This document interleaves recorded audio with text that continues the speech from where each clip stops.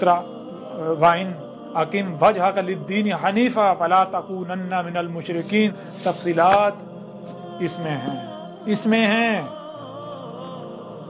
بہت ہو گیا. اور اب میرا رب مجھے کیا کہہ رہا ہے؟ وہی جو میں کہہ چکا ہوں. قُلْ يَا أَيُّهَا النَّاسُ قَدْ جَاءَكُمُ الْحَقُّ مِنْ رَبِّكُمْ.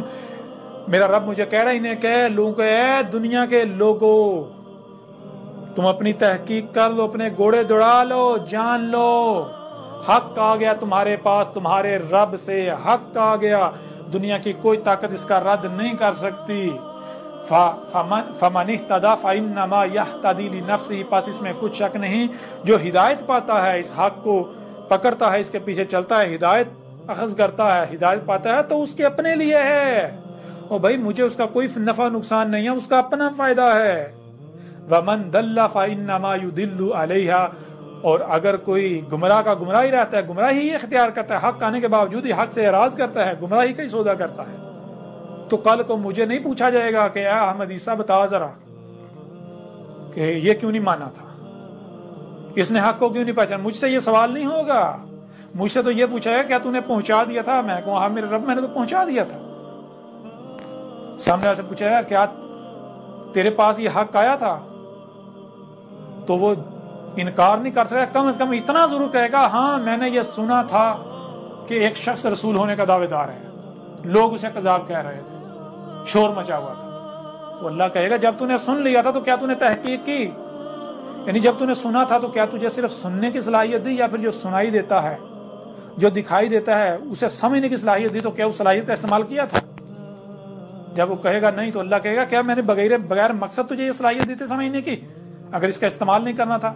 اب بوت عذاب. اب یہاں کوئی تیری نصرت نہیں کرے گا، کوئی تیری مدد نہیں کرے گا. آج اگر آپ لوگ اندھوں کی طرح ان کے پیچھے چلتے ہیں، اکثریت کے پیچھے، جان لو عذاب کا سودا کر چکے تم. نہ مانو. وَمَا أَنَا عَلَيْكُمْ بِوَكِيلٍ. میں تمہیں منوانے کے لیے نہیں بھیجا گیا. اور میں رائے برابر بھی وکیل سے نہیں ہوں. یعنی کہ مجھے اللہ نے اس لیے نہیں بھیجا کہ ان کو منوا کے چھوڑنا ہے. نہیں، میں نے نہیں منوانا. اور میرا رب وکیل کافی ہے، میرا رب منوائے گا.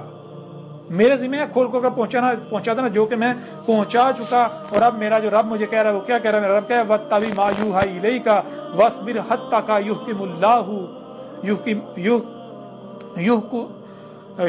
اللَّهُ وَهُوَ خَيْرُ الْحَاكِمِينَ. اب میرا رب مجھے کہہ رہا ہے کہ اے میرے رسول، اے میرے بھیجے ہوئے، جب تو حق کھول کر پہنچا چکا، اپنی ذمہ داری پوری کر، تو اب کیا کر، تو جو تیری طرف وحی کیا جا رہا ہے تو اس کی اتباع کر، اس کے پیچھے چل اور صبر کر. تو صبر کر یہاں تک کہ اللہ جو ہے وہ اپنا فیصلہ سنا دے. کون سا فیصلہ؟ وہی فیصلہ جو نوح کے وقت سنایا گیا، وہی فیصلہ جو ہود کے وقت سنایا گیا، وہی فیصلہ جو صالح کے وقت سنایا گیا، وہی فیصلہ جو شعیب کے وقت سنایا گیا، وہی فیصلہ جو لوط کے وقت سنایا گیا، وہی فیصلہ جو موسیٰ کے وقت سنایا گیا. تو اب میرا رب مجھے کہہ رہا ہے کہ تو صبر کر یہاں تک کہ تیرا رب فیصلہ سنا دے. اور یہ اپنا فیصلہ سنا رہے ہیں نا. یہ فیصلہ کیا سنا رہے ہیں؟ یہ فیصلہ سنا رہے ہیں کہ اس کو ہم قتل کر دیں گے. اب یہ گیا، اب بس اس کی گردن اترنے کا انتظار کرو، اب اس کے ساتھ یہ ہو جائے گا، اب اس کے ساتھ وہ ہو جائے گا. تو اللہ کہے گا وَهُوَ خَيْرُ الْحَاكِمِينَ. اور ہوا جو ہے، ہوا یہ جو وجود اللہ جو ہے وہ یہ خیر ہے. جتنے بھی فیصلہ کرنے والے ہیں وہ جتنے چاہے شر پہنچائیں، نقصان پہنچانے والے فیصلے کر لیں، یہ اللہ کو عاجز نہیں کر سکتے. اللہ نقصان نہیں پہنچنے دینے والا اپنے رسول کو اور مومنین کو. کر لو تم اپنے فیصلے. میرا رب جب میرے رب کا فیصلہ آئے گا جو کہ آنے ہی والا ہے، سب واضح ہو جائے گا.